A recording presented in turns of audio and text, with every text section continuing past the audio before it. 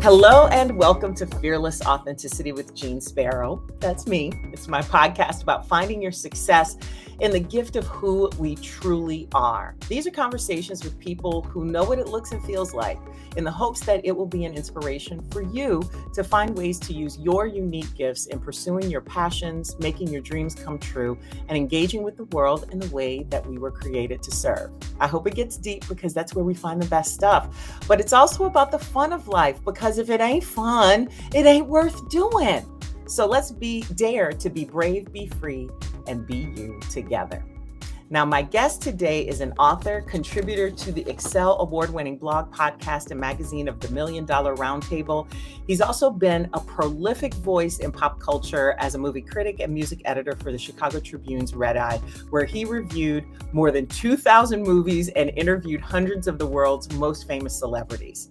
His books include his debut collection of fiction, This Won't Take Long, 100 very short stories of dangerous relationships, impaired presidents, frustrating jobs, and more, as well as Zack Morris Lied 329 times, reassessing every ridiculous episode of Saved by the Bell with stats, and his latest book, Talk 90s with Me, 23 unpredictable conversations with stars of an unforgettable decade.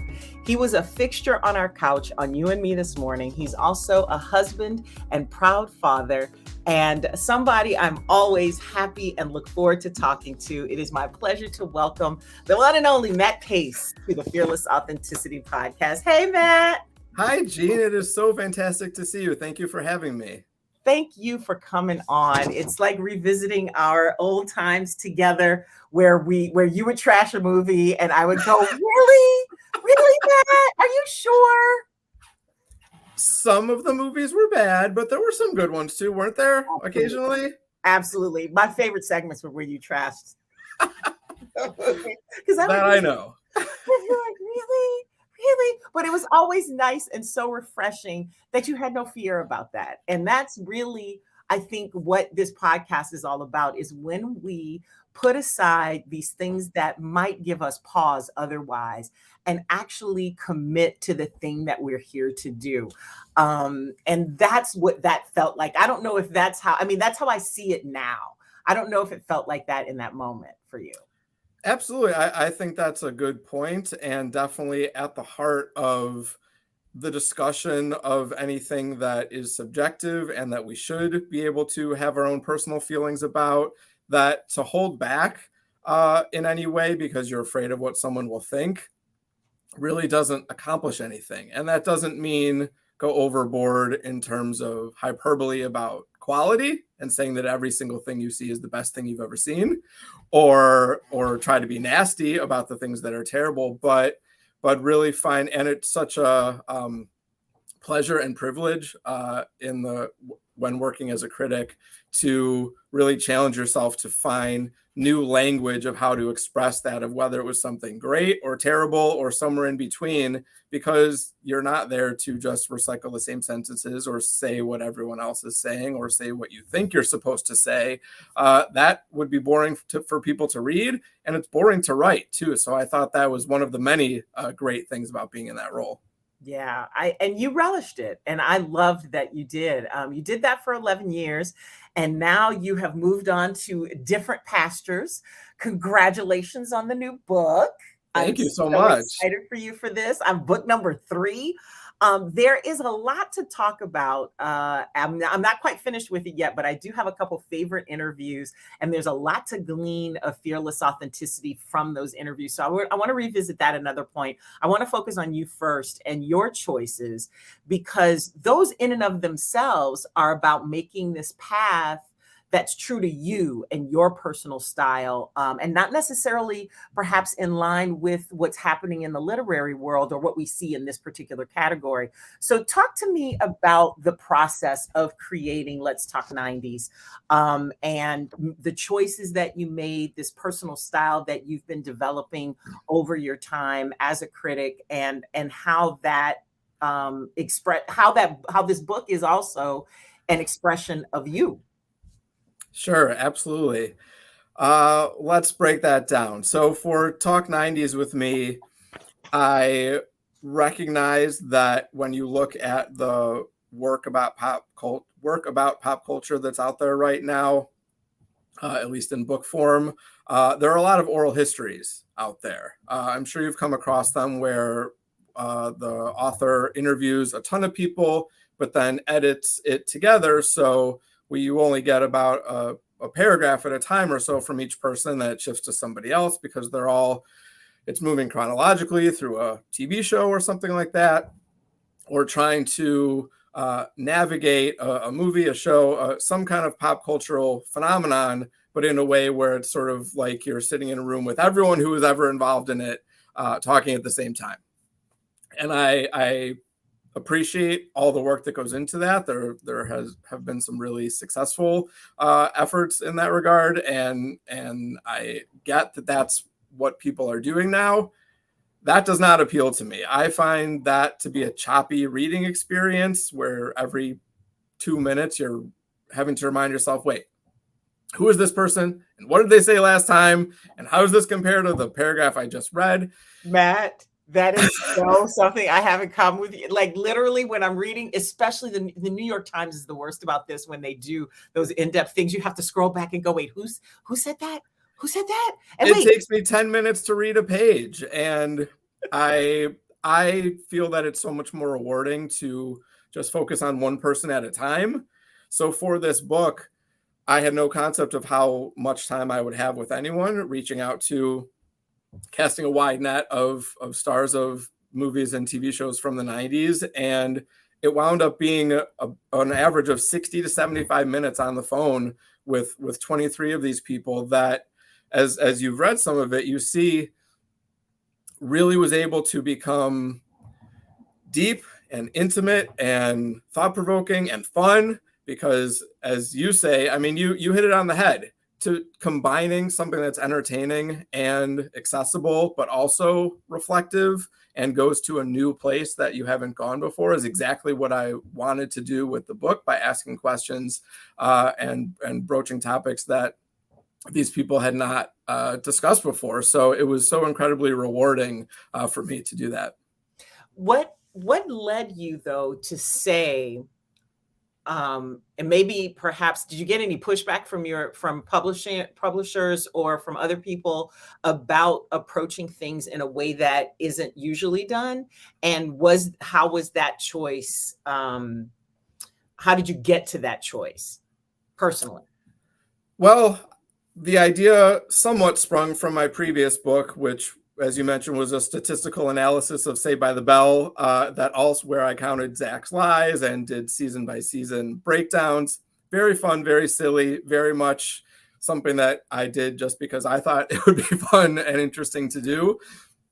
But I was also able to talk to a couple dozen people who were involved in that show and included those interviews in that book. So I thought it would be fun to go back to talking to people from the 90s, but looking at it more broadly, because the interviews over time became my favorite part of my work at RedEye, where I came in just wanting to be a movie critic, wanting to write the reviews and everything. And I still enjoyed that, certainly, but the interviews really became my favorite part of it by far. So to be able to continue efforts like this in recent years in a different way has been extremely just fun and rewarding. So to answer your question, it's a little bit, it boggles the mind a little bit for me, at least, to like when reaching out to a possible agent or something, when you explain what the book is and they say, this is right up my alley. I loved all these movies and shows. I would be first in line for this book. However, it's like, wait a minute. If you're really interested in this, is it possible that other people might be too in the same demographic? And there are so many things to consider when it comes to where different people invest in different ways as far as agents and publishers go. And that's totally fine. But as you know, all you can do is what feels right to you, and write the book you want to read, make the movie you want to see, that sort of thing. So and that very much guided who I reached out to. I So if people look at the list of people who are interviewed for this book, such as Tom Everett Scott from That Thing You Do, Karen Parsons from The Fresh Prince of Bel-Air, Amy Jo Johnson from Power Rangers and Felicity, William Daniels, best known as Mr. Feeney on Boy Meets World, Dougie Doug from Cool Runnings. It's a great list, and there's an awesome variety, but it's very much filtered through my own experience.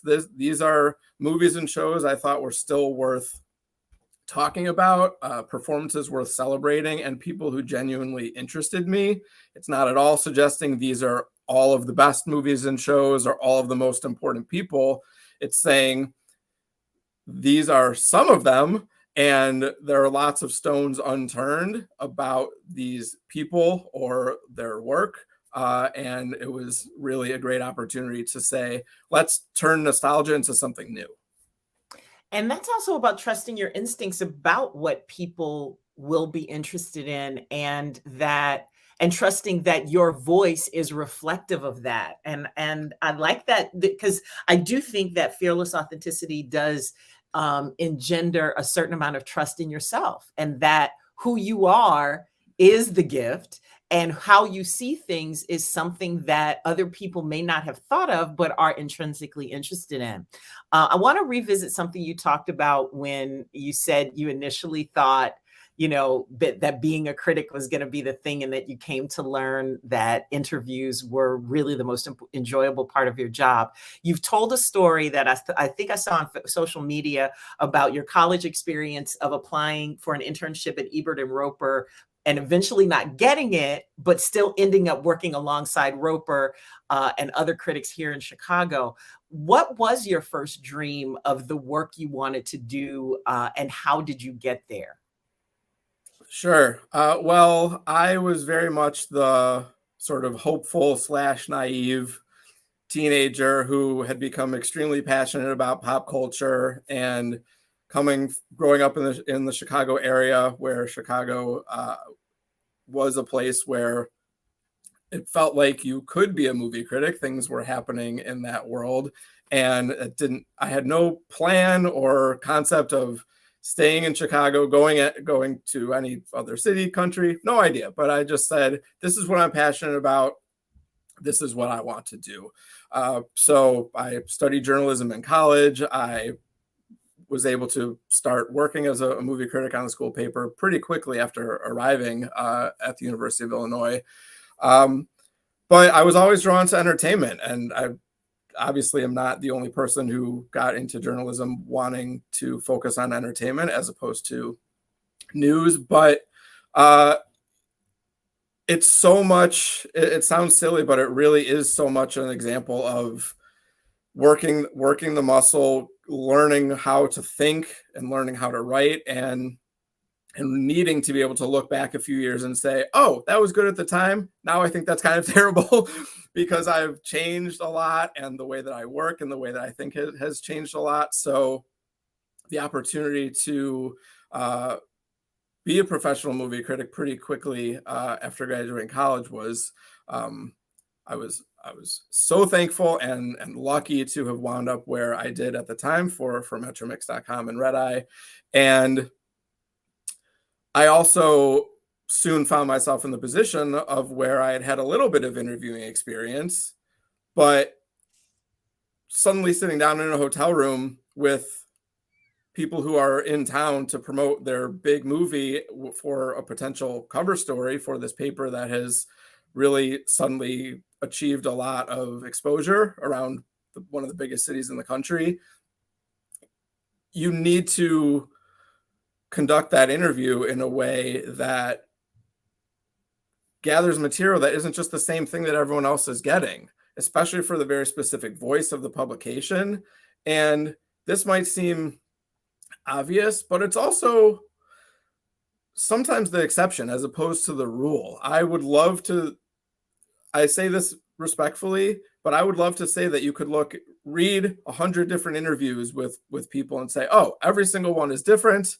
It's so good that all of these took place because we got something different from all of them. No, that is not the case in the slightest. Same thing on TV. Mm-hmm. Same packages, Absolutely. same thing. And you know what? We should maybe take a pause for a second and explain to people why you're in hotel rooms with celebrities. Because when a movie comes out, a lot of times what'll happen is the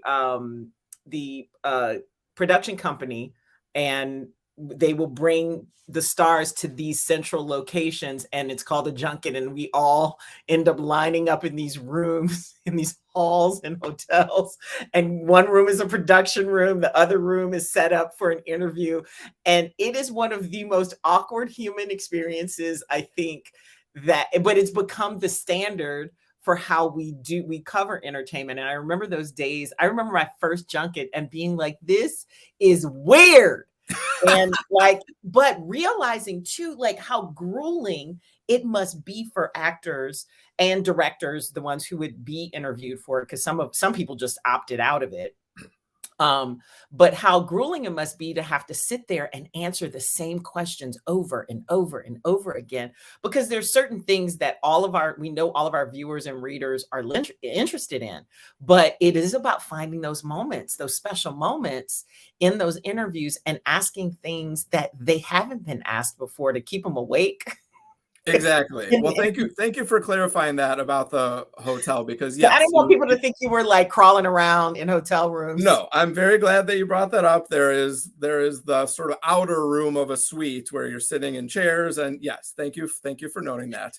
But you're right. There's simply no reason to not take advantage of the access that you have with someone, and whether it's 10 minutes, 15 minutes, 20 minutes in these junkets usually, I love doing the research, to read what's already been done and think of new approaches. And one that comes to mind is when Brie Larson, this was now 7 years ago, when Brie Larson was doing a press tour for her movie Room, which is a very serious movie, and there's a lot of heavy things to discuss, understandably. But that led to just the same questions over and over and over again about the subject matter. And she always struck me as someone that was able to think beyond the obvious and would be up for something different. So I started that interview. Well, first I said, just so you know, I'm not going to ask you any questions about awards or Oscars, which I think put her at ease, because you get bombarded with that when there is buzz about that sort of thing. And then I said, you can design your own room with absolutely anything in it. What do you want to put, sort of like in the movie Blank Check or something, where all of a sudden this kid has this money and can do anything he wants with it? What does your ideal room look like? And her eyes looked like they were going to pop out of her head. She's like, oh my God, this is such a great idea, because just doing something different and finding a new way into something. But I have to note also, there are lines there. If you get too absurd or too ridiculous, or something that is not accessible for people, then you're not doing your job and gathering material that someone will want to read or watch or something like that. So the biggest difference, I would say, in writing this new book is having so much more time with people. The longest interviews that I did for this project were about an hour and a half, hour and 45 minutes. And it doesn't even need to be said that you can get to such a deeper place when you have that time with someone, instead of having 10 to 15 minutes where you're trying to satisfy the voice of a publication or something, and just say, okay, this is going to be a funny question. This is going to be talk about this. I really felt like it was just so natural, the way that these conversations unfolded, and at no point was anything ever agreed to in advance.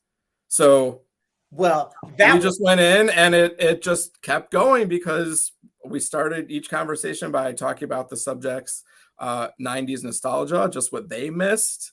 And then it just felt warm and open. And these were not people I'd ever met before or anything like that, but just taking it all to be something that, for people who grew up with these stars and movies and shows, to feel like, wow, this reminds me about all of this, but also tells me so much that I never knew. And you know what's interesting about that? There are two tracks I want to go down with this. The first is the element of trust that happens between an interviewee and the interviewer, and how you have to create that in a very short amount of time. And I think some of that has to be the sense that it is coming from a real place, or understanding what the ground rules are. And then there's this other piece of celebrity handlers and dealing with the challenges that come along with that world, which we've both dealt with in a lot of ways, and understand even the reasons for it, right? Some of it is protective by nature, but it does lend itself to a manufactured environment that can often lead to things that are just surface and sometimes patently untrue, like people who are trying to cover for stuff that they don't want to be asked about, that you set these ground rules about things that are off limits. I mean, we've both been subjected to that in some sort of way, probably many, many times. And I feel like as a writer, as a reporter, as a critic, as somebody who engages in that world, you were walking a fine line, especially at that time. And not talking as much about the book now, but maybe more in comparison. As a writer, for you, what did it mean to find your voice in that environment, finding that thing that is truly Matt Pace, that reads through, so that the people who look for your byline are like, okay, I agree with Matt on this, or I love to disagree with Matt on this stuff. Let me look for him. How do you develop that sort of truth telling from your perspective in an environment that isn't necessarily conducive to that? That's a great question, Jeanne. And I was lucky enough to have had the time to develop that voice, for sure. And I sort of think about that in turn, like on two different paths, with both the reviews and the interviews separately, because the interviews, it's almost, it's hard to talk about something that is so nuanced almost, because people who don't look closely at it sort of might think, well, there are only so many questions you could possibly ask. There are only so many answers that could be given. Not remotely true. The quality of the answers is often very much proportional to the quality of the questions. And it really is something that you have to take the time to learn and practice and develop and challenge yourself. And I remember the first in-person interview I did, which was a roundtable with myself and Cameron Crowe and a couple other journalists. And that moment, of course, as someone who loved Almost Famous, and I received a signed copy of the Jerry Maguire script when I was a kid, to suddenly be in the same, a couple chairs away from Cameron Crowe, working on a possible cover story for RedEye, was like unimaginable that this was happening. But then all of a sudden you realize, oh, you actually have to know what to say, what a concept. And then you go back through your notes after you transcribe an interview, and there actually has to be something there. If it's just generalities or questions that don't lead to anything. I mean, the moment that I really go back to in thinking of needing sort of a push was an interview with Jeremy Piven about the movie Smokin' Aces. Terrible movie. And enjoyably terrible. Insanity? Enjoyably terrible? Enjoyably terrible. It's like one of those movies that's so bad that you're like, oh my God, I kind of love this. That's me. That's just me. I agree with one word of your enjoyably terrible summary. And I don't remember at all the interview itself at all, but I do remember that what I got from that, this was in 2006, I think, what I got from that interview could not sustain a full story. So we wound up sort of popping in some content from like an Associated Press interview that had been done, or something just that really crystallized for me. Okay, I need to work really hard to, now that I've found myself in this extraordinary situation of having these opportunities, I need to learn what I want to say and how I want to approach this, and not just utilize the sort of vague sense that I have of most of what's out there, which is really not that interesting. You know, I love what you said about quality answers come from quality questions. I have been challenged by some of my colleagues sometimes about the way I interview, especially when I'm helping somebody else prep, because my particular way of interviewing is very different. And I remember pushing back to somebody. I was like, "This is my way. You don't have to do it this way." And because for me, it is about my realizations plus what I want to get from folks. But this is the thing I think is really interesting about where you've gotten to with those interviewing skills in this book, is that you felt safe enough, which I think a lot of reporters and interviewers, no matter what the end result is, don't do, is include our questions into the script of the text of the book or the article, because sometimes people see how it's exposing of ourselves, and it's also including ourselves, and sometimes people use it in a lazy way, right? We've all seen those articles where it's just kind of rote, and you could tell people didn't want to make the connections between the answers and use that format in a way that is just kind of like a transcription and clean it up and publish it. And the way this book comes out, it shows the work that you put into it and how the conversation builds on each other.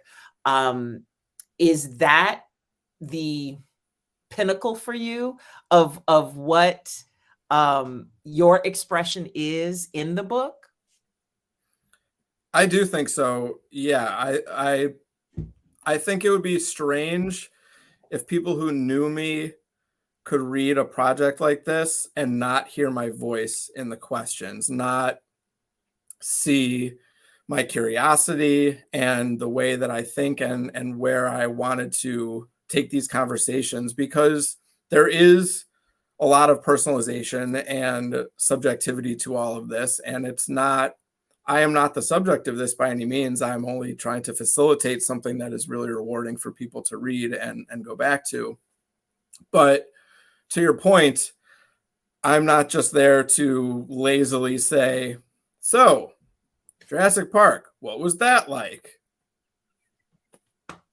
Like that, I am so incredibly, anytime any question starts with what was it like to, it's like, nope, think of a different way, please. We don't need to frame it that way. Try harder. I absolutely think that it was important to me for people to understand the way that the conversation opened up, because these things don't happen on their own. And I think as you read through the interviews, you really do get a sense of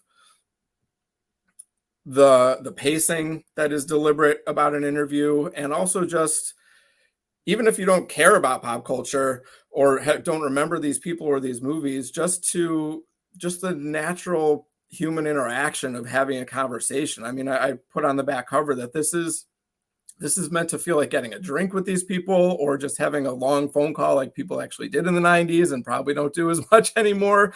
But just that natural feeling of pursuing curiosity about something, and it's not trying to force someone to like dig up some somehow untold story that's great stuff that they never got to, but reflecting on something in a new way, that allows us to bring our kind of adult minds to something we may have experienced as kids. We can celebrate something that we loved without having to still have the exact same perspective on it now. And people being able to look back on their work from 25, 30 years ago, with rare exception, are able to be really honest and insightful about it. So there's just so much that can be gathered there. And again, it felt really personal to me that, as someone who loved Newsies and Little Big League, Luke Edwards always seemed like a big deal to me when I was a kid, and he might not be a huge movie star now, but I was so thrilled to include someone like him in the book, or Dave Holmes, who almost won MTV's VJ competition and then has made a great career for himself as a pop culture expert. that really kind of tied the book together in a great way for his analysis as someone who's not really an actor on the screen, but just all these different pieces of the 90s. It doesn't need to be explained the ways in which the 90s are so relevant still with countless sequels and reboots, but looking at all the things that still mean something to people in a way that might be enormously successful, but also just might be the thing that you personally like to return to. Right. Well, nostalgia is an interesting thing, especially now, when we talk about how quickly things are paced now and how disposable things seem. I'm sure that they seem like that in the moment as well, or we think they'll last forever and then they don't, and then looking back on it 20 some, 30 some years later gives it some context, even if it's no longer here and no longer exist, even if those things like, Karen Parsons talks about how sitcoms have been largely replaced by reality shows, but how special of a place that they had in our lives at that time and seemed like they were institutions of ours. I do want to talk about, before we get into more about what some of the subjects in your book say, I want to talk to you about transitions and how those can define us. And this is something that we haven't had a chance to talk about really since you left the Tribune. But you worked there for 11 years at a time when it was really exciting with RedEye and what they were doing. And the Trib is in many ways one of those pinnacles for journalists, right? And you've moved on to write your own books. Was some of that transition necessary to staying true to your own voice?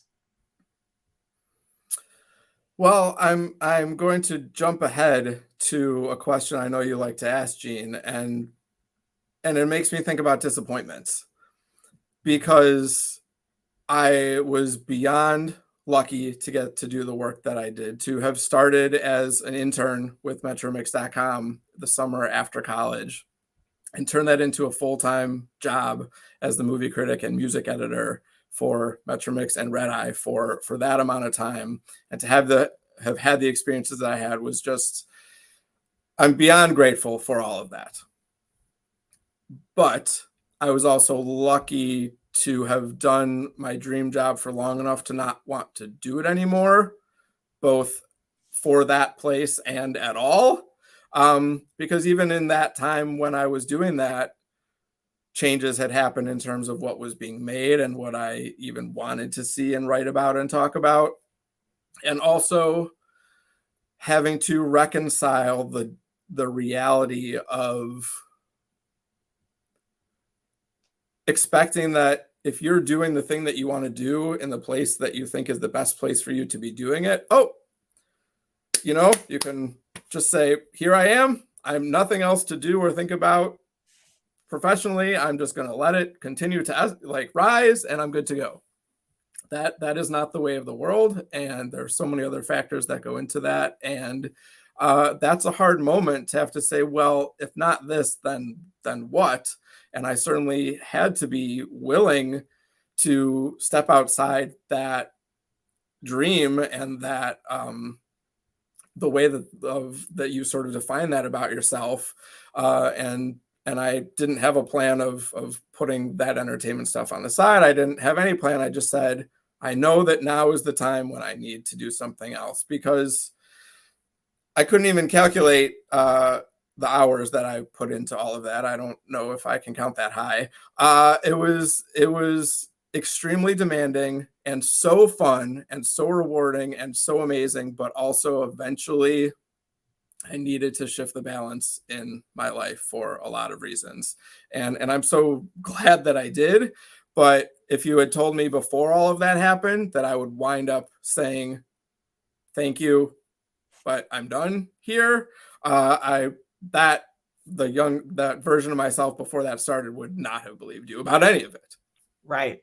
I think it's hard for us to believe when we achieve our dreams that there could be other dreams, that there could be other things that and this is the crazy piece, that are even better than the dream that we first had. And I've lived that a few times. Like, you make these choices and you go, okay, this seems like a good thing. This is an opportunity. I know I'm done with that. I checked that box, or I did that thing. I don't want to do that thing again. And I want to challenge myself, but you forget how those challenges turn into other dreams, and it involves you stepping away from the thing that you thought you were the most committed to. That's an amazing share, man. I like that personally and professionally. Thank you. And just real quick, Jeanne, what that makes me think of is recognizing how much space in my brain all of that work took up, deliberately, valuably. But then after stepping outside of that, less than a year had gone by, and before I challenged myself to write a new piece of short fiction in every 15-minute commute that I had in the morning. And that was something that I never would have considered doing previously, because I definitely didn't have the capacity in my brain to think about that sort of thing. I was always thinking about a review or an interview or something like that. And I certainly didn't do that project because I thought it was going to set the world on fire. I just wanted to see if I could do it. And it was incredibly rewarding to spend 6 months, and every morning I had this narrow window to try to come up with a new story, new piece of fiction. And just like you said, not until you step out of something can you even look at what else comes to mind. And that's where all of these books have come from, is, okay, taking a deep breath. What do I want to do now? It seems so basic, but it's a kind of a privilege to have that opportunity. I don't think we think of that question as adults as much, because we don't have the space to do it. We don't give ourselves the space to do it. And that's the reason why self-care has become so important to me as I begin my journey as an author, and things, just sitting down and writing stuff. And by the way, I did love that short story book. I did. Thank you so much. It fit my attention span so perfectly. And there were so many moments of it that were, because there's so much you can tell in a short amount of time. And I think we forget that, but that's a mere sidebar, an important one, but a sidebar nonetheless. Was there any point in time in your career, besides this moment of saying this dream is done, is complete, and it's time for me to move on into anything else? Was there any challenge where you felt the path you were on was taking you away from that dream, or away from who you had developed your voice to be? It's a very good question. And where my mind goes for that is sort of in all of the little, I don't want to call them fights or battles. What word should I use? All of the little just sort of assertions that are necessary in that world of where you have limited time, but are working on something that can have a lot of exposure and is high profile in a sense. You do have to stand up for yourself a lot.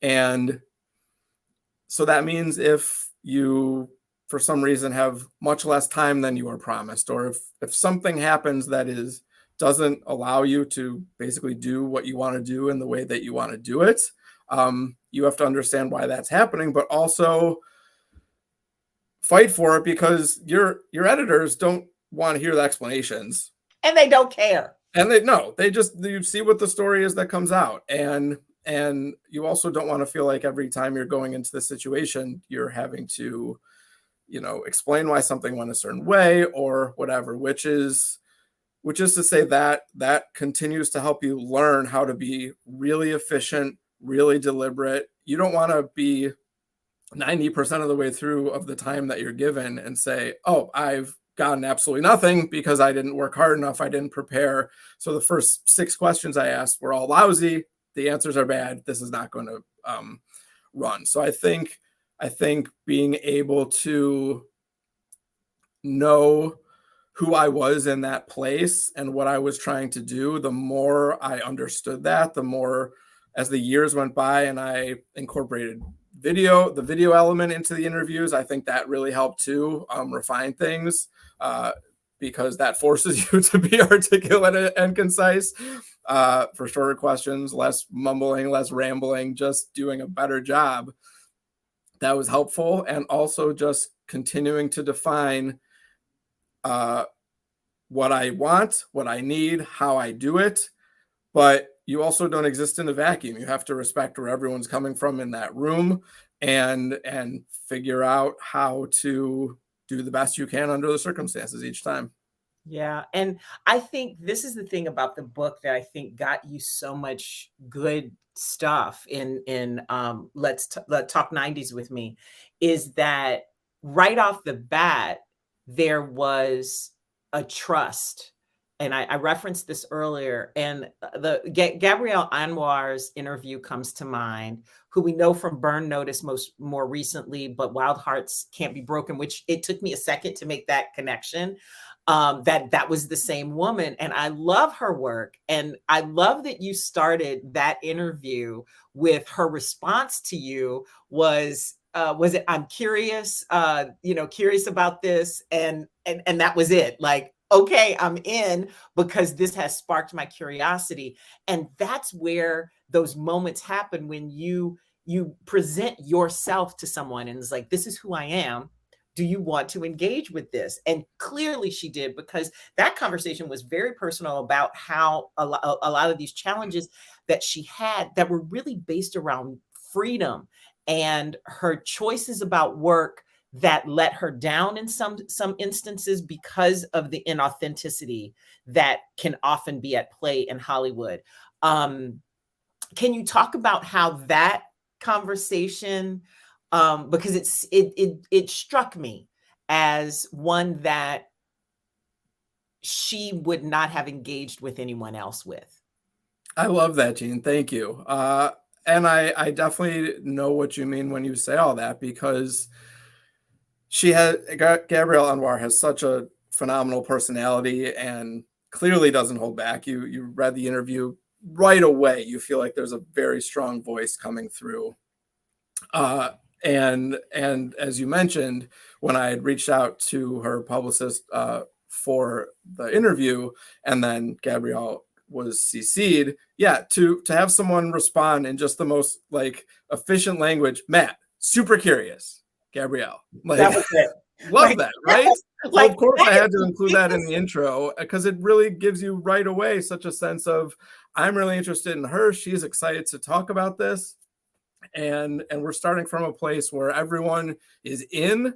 So you're not surprised when you can spend 80 minutes on the phone with someone, showing that you've done your research. Yeah. It's a big endorsement too. Absolutely. Yeah. Because this book simply does not happen if the people don't want to spend the time.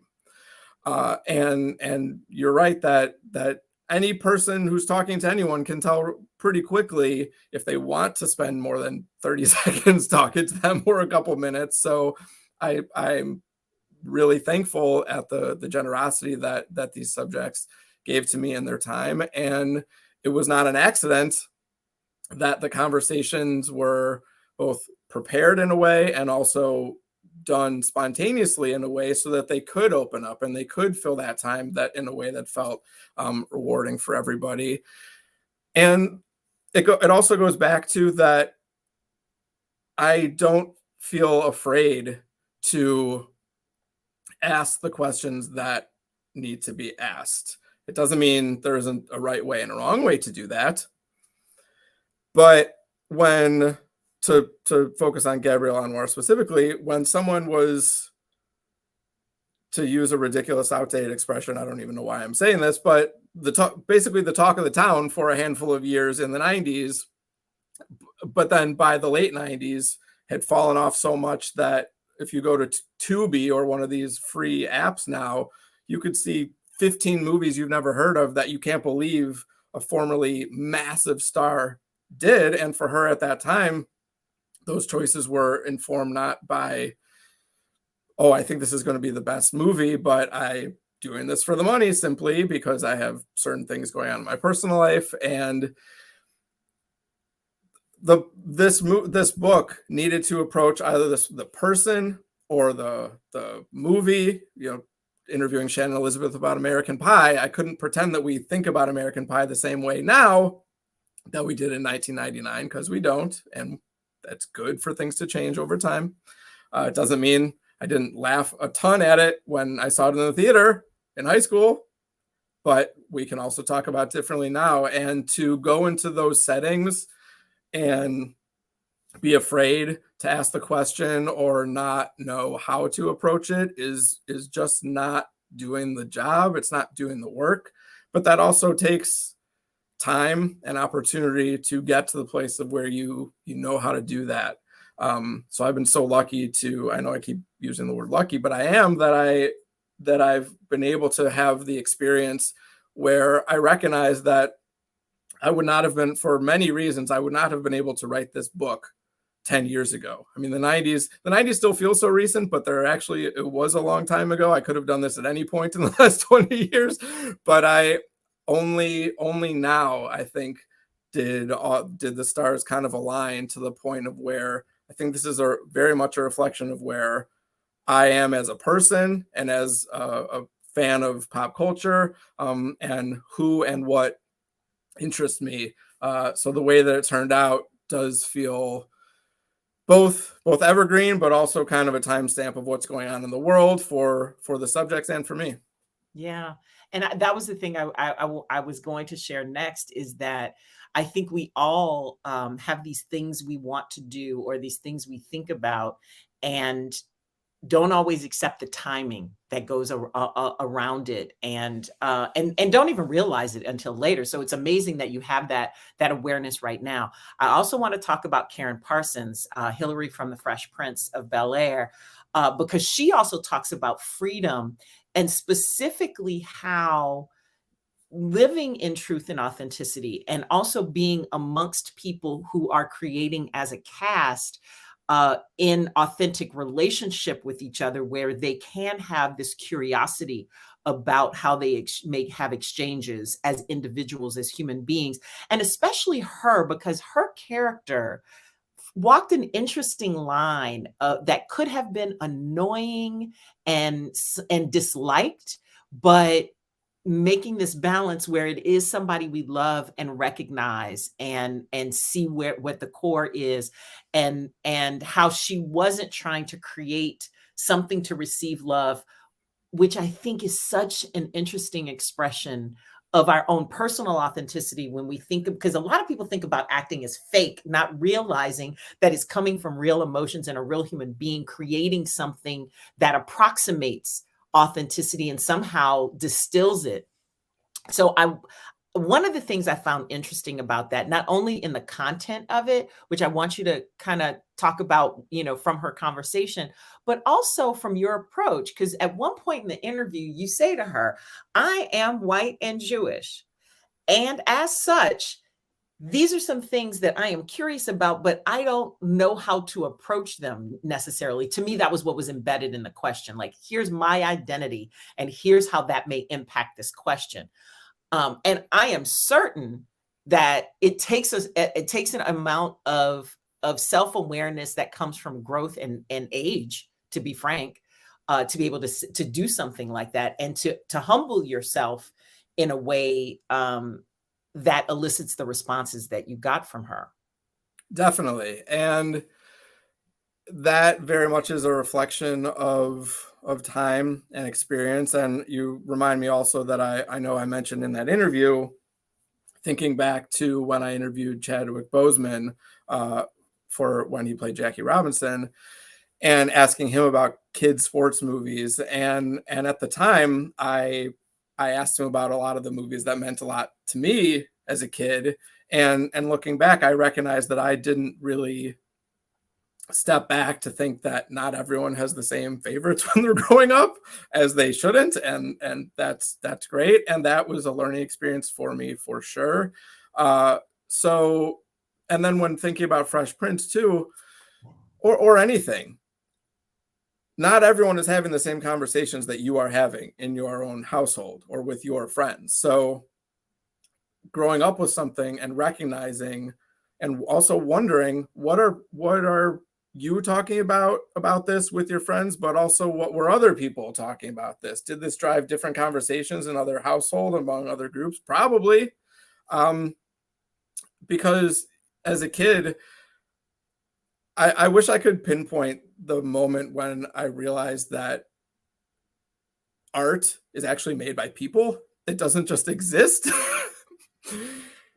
Because there's so much that happens simply because of, and again, it seems like such an obvious statement, but if you really think about, like, if the same movie is written by a different person, it's going to come out completely different. Casting makes a huge difference. Everything that goes into anything is huge. And then to go really down to the, like, human level, as you mentioned, I thought it was so profound when in that conversation when Karen was talking about her, because I'd asked her about, like, self-confidence issues that she had mentioned in a different interview that she said that she struggled with. And it seemed that she had never even put the two together, that those issues really only happened after she stopped playing Hillary. And of course, that could have been for, I'm not saying this was a one-to-one effect, but Hillary was nothing but confidence.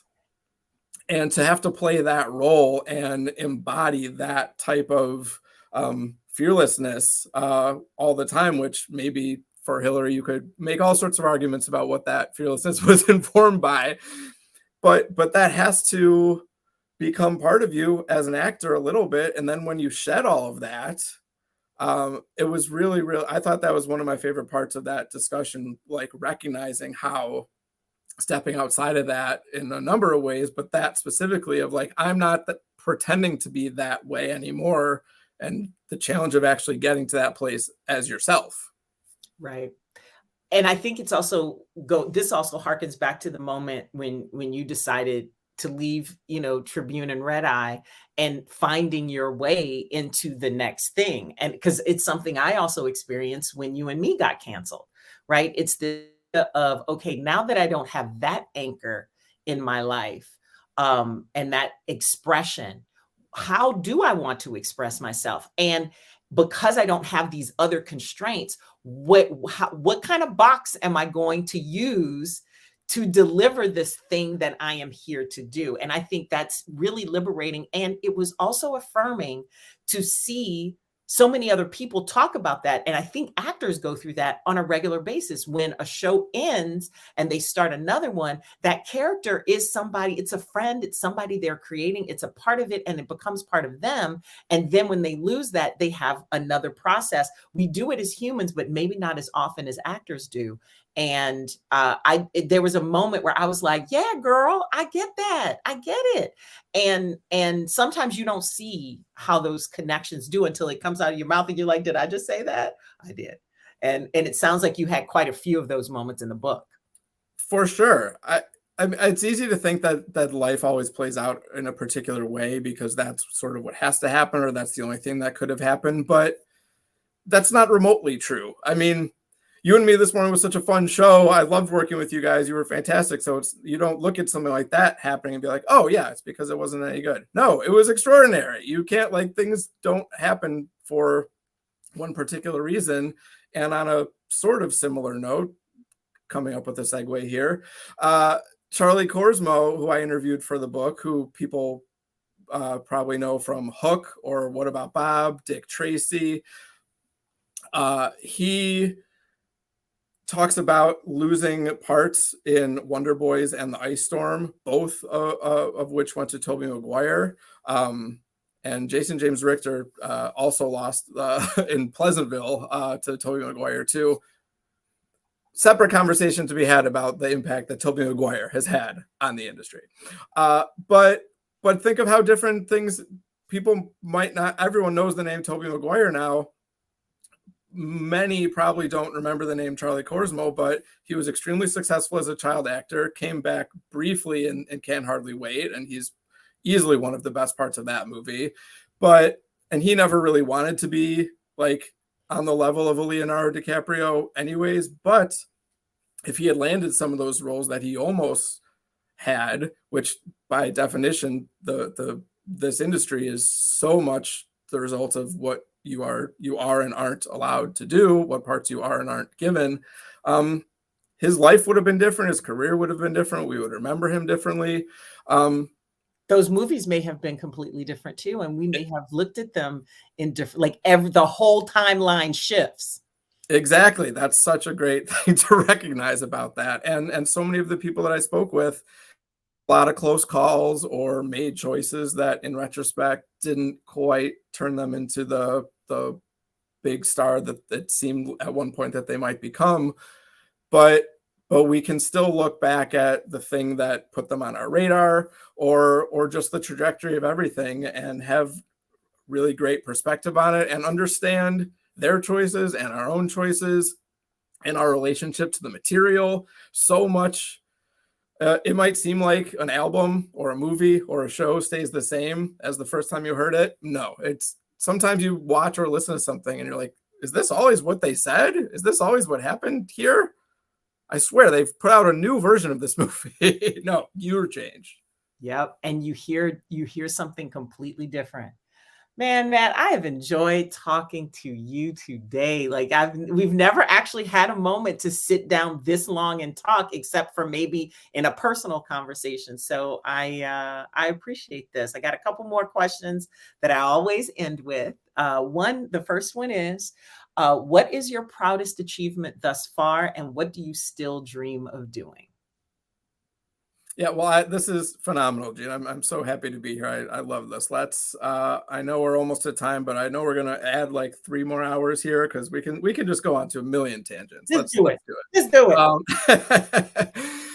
I mean, I have to say the obvious answer, probably the conventional answer, that my family, I'm just so beyond proud and grateful for, my wife and my 2 incredible boys. Anything I have done professionally can never compare to that.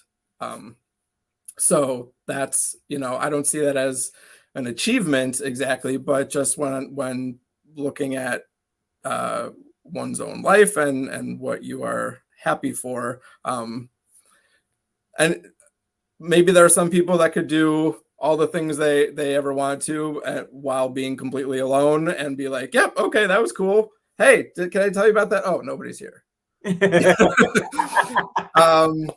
So that of course supersedes any of the professional experiences. But I would say from the professional side, my proudest achievement is taking a passion and through a lot of really hard work and determination, learning how to do what I wanted to do and having utilized the opportunities that I had to take the reins and really run with it, and have a lot of different versions of that over time too. I wanted to mention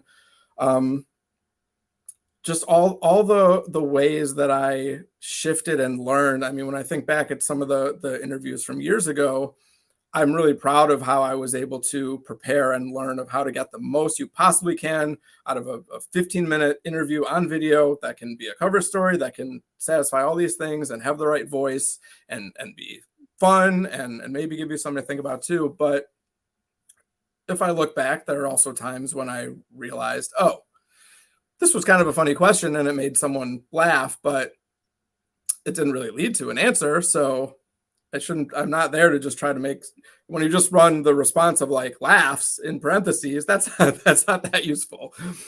Kind of nice on video, not so good in the newspaper. Just the continuous evolution. The more someone thinks that, oh, I've arrived at any level, that's when you really stop improving. And that isn't to say that you can't have a lot of success like that. You absolutely can. But I never wanted to do that. I always felt like I could improve and wanted to get better. And like so many, I'm probably my own worst critic. So just trying to be very self-aware and a critical thinker about what I'm doing and how I'm doing it, to always get better. And I think only by having that attitude was I able to get to the place of being able to write a book where no one has agreed to do anything besides get on the phone for the first second. In those junkets, unless you do something terrible, you have a defined amount of time. This was simply, hey, this is who I am. This is my past experience. I'm hoping to do a book featuring interviews with people from the 90s. Do you want to talk to me? And there was one time where someone said, oh, I have like 15 minutes or so.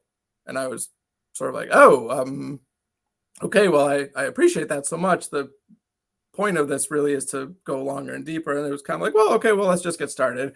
And then after 15 minutes, I said, okay, I want to be respectful of your time. I know you said you had to go. And they told me, it's okay. Let's keep going. I'm enjoying this. And then we talked for another 40 or so. So that was the cover. That was the cover to just in case it was tanking, that they had an exit in 15. Understandably, nothing had been defined. Most people don't get on the phone in that situation saying, oh, sure, I have an hour and a half, no problem. Right, exactly. And I think embedded in there is your dream of still doing and still growing and continuing. But is there any specific goal or dream that is still out there for you that you're reaching for? Not specifically. I think part of the joy of these projects in the last few years has been an idea materializes, and then once I have it, I have to do it. Oh, writing a new story in the morning every day. I need to challenge myself to do this. Counting the number of Zack Morris lies. Now I have to do it. I thought of this. Now I have to do it. And then this new book about the 90s too. So if another idea comes up that I feel that strongly about, that I just have to keep going, I always love the chance to show myself that I can. And I'm sure you will. I'm 100% sure you will. And as I always like to end, when do you feel that you are at your best, truest, most authentic expression of you? So I made some notes. I love this question. So I did make some notes to myself, and I want to make sure I love interviewing interviewers. I just want to take this moment right now to say that interviewers are the best interviewees for this reason right here. So you took some notes. I didn't look at this entire conversation because I'm just having such a great time looking at you and talking to you and being here. But I did prepare answers to everything because, of course, if you can think about something, you can and should. So what I wrote in preparation to think about this question, and this by no means is this everything, but when you ask that, it makes me think of playing with my kids, listening to a favorite album, or just getting excited about something new that I'm hearing, talking with a close friend, debating a movie or analyzing an idea, being in a place. I mean, I think I'm proud of the ways in which my work, I think, reflects who I am in a lot of ways, of going for that combination of fun and thought-provoking. And a lot of my favorite movies and shows and music reflects that too. Of some of it is dense and some of it is ridiculous, and I'm totally fine with that. And I'm so thankful for all of the ways in which with my family, with friends, with pop culture, or anything else that I can just sort of satisfy those interests and curiosities and feel that comfort and experience and just gratitude. I love it. And that is the perfect way to end a wonderful conversation. Matt Pais, I am so glad we reconnected. Thank you so much for joining me. Thank you so much for having me, Jeanne. This was wonderful. I so enjoyed that conversation, and something Matt said has been on my mind. I am low-key obsessed with it since he first said it, and that is how the quality of answers is very much proportional to the quality of the questions. Because that is true in so many areas of our lives. But he talks about the importance of learning, practicing, and developing that, because what you ask for is what you get, is the basics of that. challenging yourself to ask those questions. That's fearless. And the thing that's beautiful about it, and I think we forget, is that's how people hear us in the questions, in the way we're relating to them, seeing your curiosity and how you can facilitate something that is rewarding for everybody who's involved. And that's whether you're doing it professionally or personally. I loved what he talked about being lucky enough for his dream job to do it long enough to know he didn't want to do it anymore. And then being able to have that hard moment with himself and ask, if not this, then what? And stepping outside of our dreams. Because I think that's a thing too. Like when you hold on to a dream for so long, you think that's the end when you've gotten to it. And it's really just the beginning, and how it's a continuous evolution of growth. And also the flip side of it, that the more you think I've arrived at some level, then you stop growing and improving. And I don't think any of us want that, right? And I was also touched that he prepared answers to everything. And I expect nothing less from somebody who's also doing interviews for a living. But I love the reason why, because if you can think about something, you should. And then that his answer reflected how he's proud of his work, and how the reason why he's proud of it is because his work reflects who he is. And that is at the soul of fearless authenticity. Thank you so much, Matt, for coming on today. Congratulations again on your book, Talk 90s with Me. I absolutely love reconnecting with you and having a way better, longer conversation than television ever allowed us to. I also appreciate you, my Fearless Authenticity listeners, for your attention and your support. I could not and would not do this without you or my amazing production team. I literally couldn't do it without you. I hope that you will like, rate, review, download, subscribe, share this episode, do whatever lovely things you do with the podcasts you like. You can also check us out on YouTube. Please join my community. Follow me at JM Sparrow on social. Drop me your comments, your questions, your thoughts, your suggestions. I don't hear what it is. I do want to hear what it is you're talking about. This has been Fearless Authenticity with Jeanne Sparrow. Thank you, and I'll see you again soon.